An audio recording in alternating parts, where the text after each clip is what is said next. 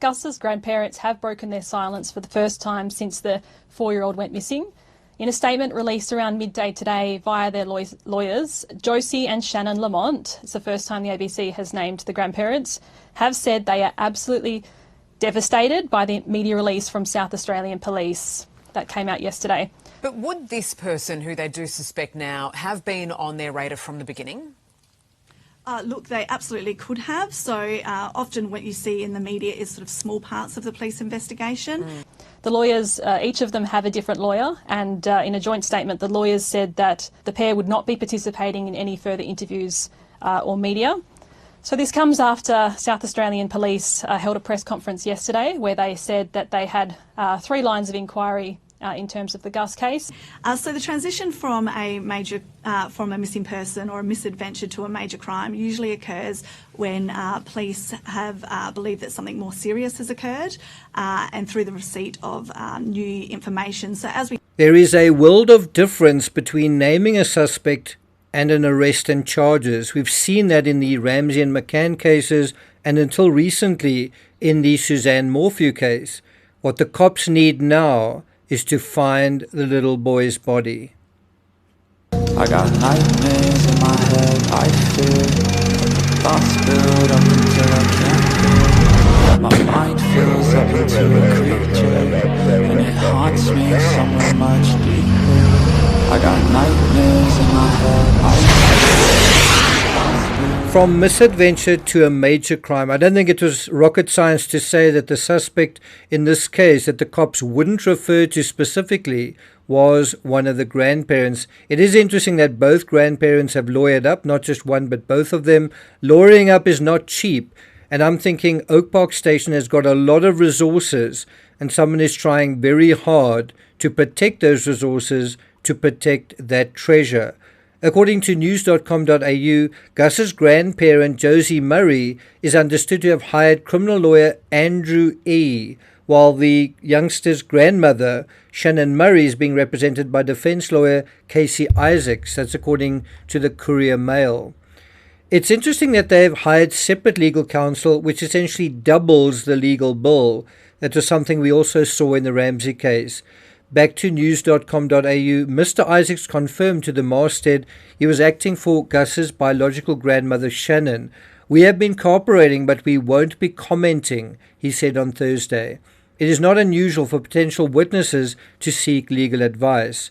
There is no suggestion that Josie or Shannon Murray were involved in Gus's disappearance. You can see even this publication are trying to play it very safe. Well, there appears to be a suggestion of something, doesn't there? Otherwise, the cops wouldn't have held a press conference to declare this a major crime with a suspect identified. And I don't think you hire a lawyer if there isn't some sort of suggestion floating around, let alone 2 lawyers. Going back to the article, speaking on Thursday afternoon, Detective Superintendent Darren Filker said that there had been discrepancies and inconsistencies in the information provided by some of Gus's family members. Note, no names are mentioned. Now, it does become clear now, I think, why the cops have been so careful in not naming names and choosing their words carefully. I must say, in this case, I thought that they handled the family members, including how they referenced them and offered narratives on their behalf. It seemed very ginger to me, very ginger approach. And I wonder whether it wasn't made clear, explicitly clear right in the beginning to the police that they are going to take legal action against people who cross certain boundaries. I wonder if that wasn't made abundantly clear by the folks on the property. I also think it's interesting how the cops had to figure out where all the mine shafts were, when, one would imagine the owner of the property would have pointed all of them out on day one. Remember how long it took to do that? According to news.com.au, 2 theories have already been ruled out. That's interesting to see how, especially the abduction theory, was ruled out. So one of those theories was based on Gus walking off from Oak Park Station and becoming lost.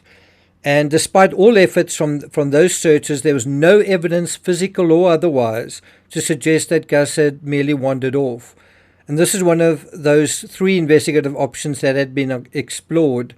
by the members attached to Task Force Horizon. I do think the tracker dogs ruled out that theory very, very early on. There's no trail, no footprints, no scent. What does that mean? No wandering off. Now, the other two investigation options were focused on Gus being abducted by an unknown person from Oak Park Station, or whether someone known to him was involved in his disappearance and suspected death. And that's something that's come out really for the first time, suspected death. In investigating the possibility Gus was abducted by an unknown person, officers spoke to all the people who present a risk profile associated with abduction or child offending. We have identified and spoken to neighbors and people who were or had been working on Oak Park Station or neighboring properties at or around the time of Gus's disappearance. We have identified people and vehicles in the vicinity of or traveling around the area of Oak Park Station at the time of Gus's disappearance. All of those people have been contacted and discounted. And this is critical. Superintendent Filk has confirmed that investigators don't believe now that Gus is alive. That's also a major change in the status of this investigation. There is obviously a world of difference between searching for a living person above ground, wandering around, leaving evidence of themselves, and a dead person who is below the ground, buried, out of sight, hidden, and static. And in a situation like this, also potentially covered up. Now, police say the investigation is focusing on persons known to Gus possibly being involved in his disappearance. I anticipate there will be further searches where at Oak Park Station and at several sites on an adjacent national park to locate Gus as new information and intelligence comes to hand.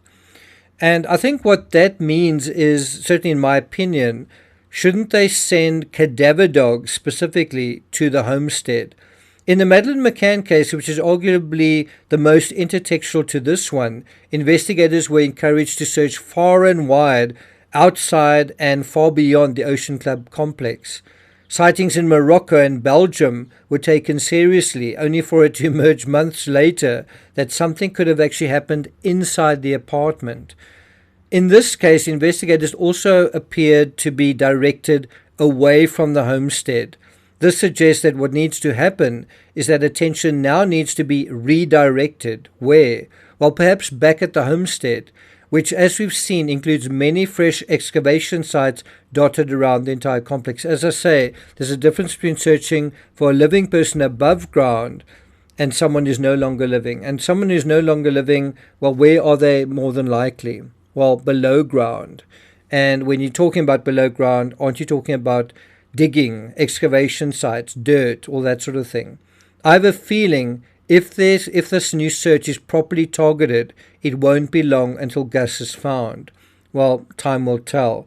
I'm not going to take it further than that. Thank you for listening, and I'll see you guys next time.